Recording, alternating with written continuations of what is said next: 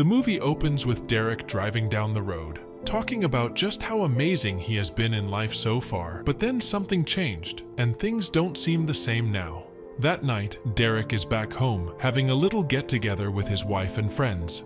Derek's friend Rafe is there with his wife Michaela, but Derek is still working on his phone. He stops when his wife Tracy comes in with champagne. They toast to their successful business and their marriage. Tracy is in the pool the next morning, while Derek is packing up a bag when a politician, Carter Haywood, was on TV being confronted by the press about using public funds for himself. Derek looks at his wife as she gets out of the water. They don't look like a happily married couple, and Tracy is late to sell a house. But before she left, Derek asked her about not coming home on time a few nights ago. She tells him she was out with clients celebrating. They have been having this fight for a while now. He wants her to not work so hard because he can provide well for both of them, but she wants her own career. He even wants to cancel his Vegas trip to spend time with her, but she tells him to go. So he gets in his car and drives away. Derek makes it to Vegas with his friends for a bachelor party,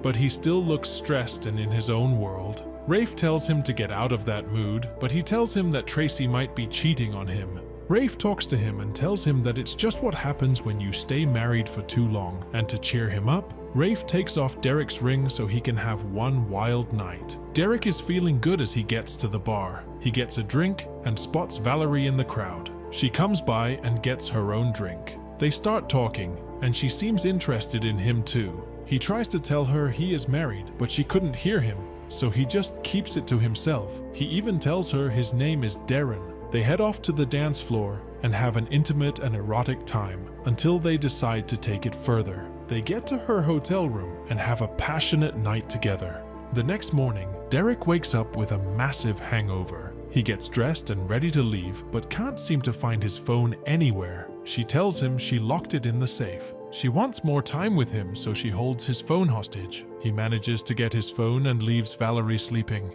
That night, Derek gets home, and Tracy is already asleep.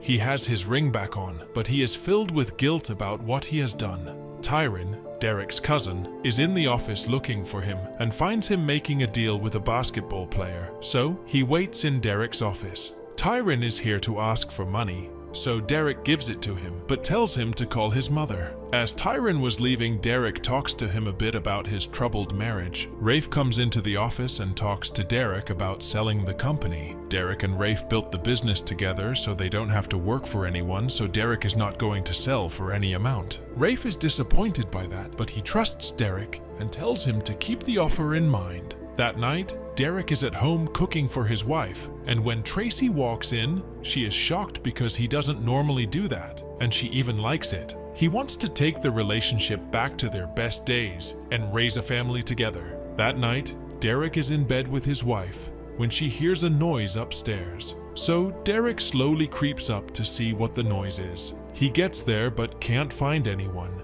He gets a golf club and keeps looking. Suddenly, a masked man comes up behind him and he has a gun. Derek manages to fight him off, but the masked man gets his gun back. Tracy comes up, but does nothing to help. The masked man finds his gun, and when he goes back to shoot, Derek hits him with the club and he runs away. The police show up and do their investigation. Derek is beaten up badly when they get questioned by the police. Turns out they had forgotten the alarm. The officer tells them the lead detective is here and to talk to the detective from now on. When Derek looks up, he sees Valerie. She comes up and introduces herself as the lead detective. She asks if his first name is Derek or Darren, and he tells her Derek. He tells her about the break-in, but she asks if they have met before. And when she becomes adamant, Tracy tells her Derek was a basketball star in college, so Valerie probably saw him on TV. Valerie takes Tracy to the bedroom, and that just kicks Derek's blood pressure through the roof because he's scared Valerie might tell Tracy about Vegas. Valerie looks at the photos on the shelf first, then at the bed with the clothes left on them. Meanwhile, Derek is losing his mind back in the living room.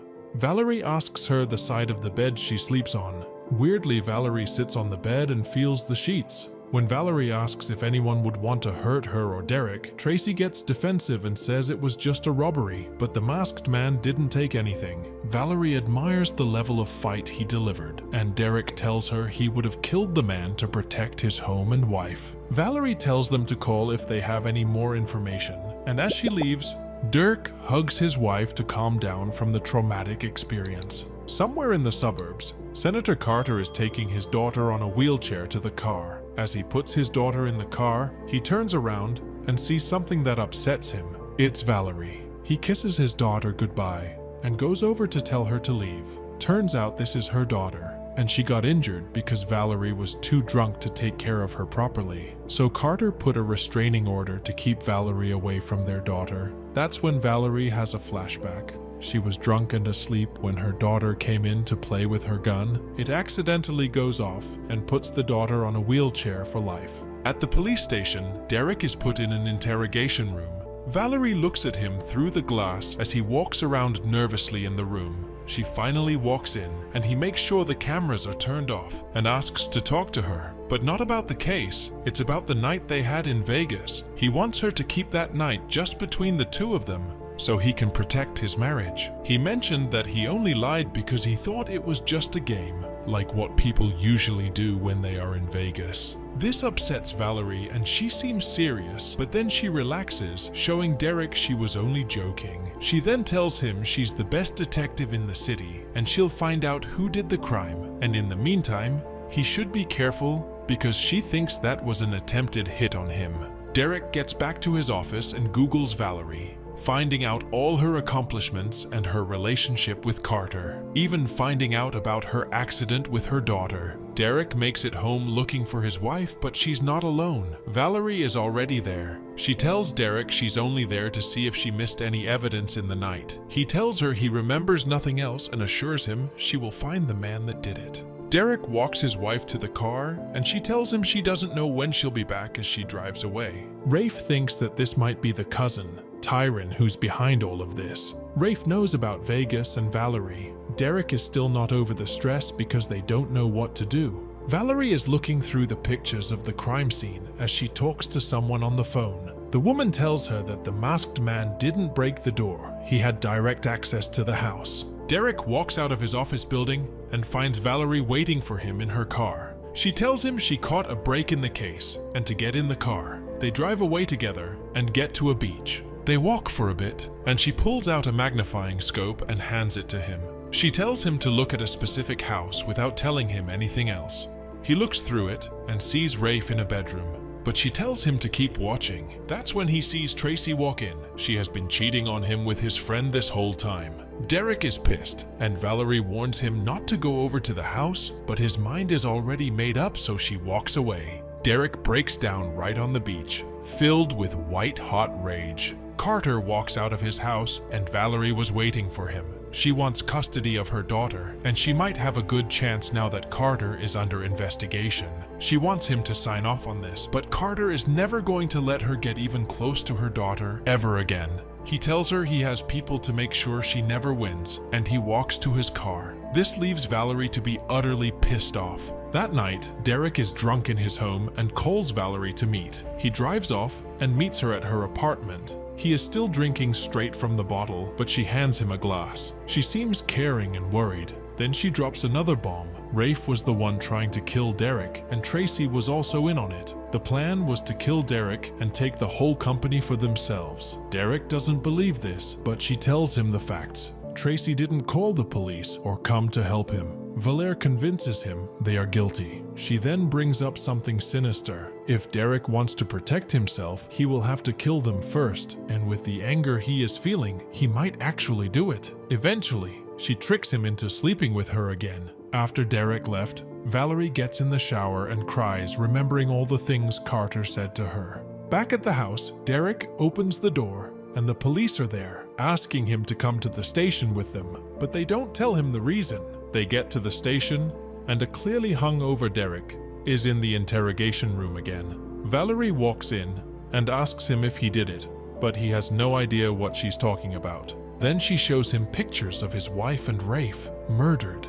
Derek is shocked at what he is seeing and starts to cry. Valerie thinks it was him that did it, because he left her apartment in time to go over and kill them. He has no idea what to do except deny it. But she mentions his past. He was arrested years ago for armed robbery, but Tyron took those charges away. Then she pulls out his wedding ring. It was at the crime scene. Turns out Derek did go to the house. He saw them in the bed and said nothing. He took off his ring and dropped it on the floor before walking away. Valerie insists that he killed them, but he is still denying it. The press was there as he was being taken to a different room. He watches on as his lawyer gives an interview on TV about Derek's innocence. When he got to his office, it was empty. Everyone quit because of the case. Derek makes it home with his family when Valerie also gets there. Tyron watches on as she tells him that Derek is now the prime suspect in the case. All of a sudden, she had a look on her face as she told him that even if he didn't do it, he wanted to. She just did it for him.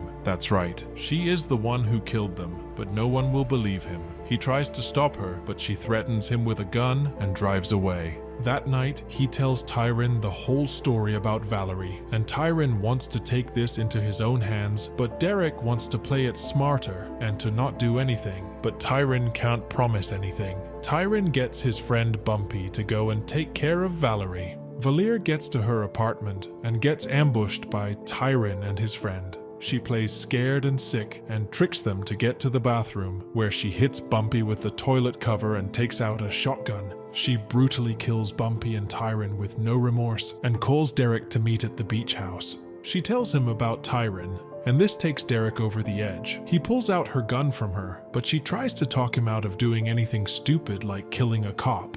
She says they can pin the murders on Tyron because he can't defend himself. Now she lays out the entire plan with a sinister look on her face. The gun accidentally goes off, but it didn't, to have real bullets, so she pulls out the real gun. She tells him about how she is behind all of this from the start, and to get out he has to kill Carter. Derek goes home to think about what he can do in the situation. Early in the morning he finds Carter and pulls a gun on him, but he tells him the whole story. But before he could finish, Carter fights him and the gun accidentally goes off. Derek makes it to Valerie's apartment and tells her everything that happened, but she was never going to let him go free. She tells him she did all of this to get her daughter back, and he grabs the gun. But as he turns around, she tries to shoot him, but he shoots back. Derek thought he killed her, but she appears with a knife and stabs him multiple times, and he shoots her. As they ride the elevator down, he shows her that he recorded their conversation on his phone. After some time, we see Derek driving down the road.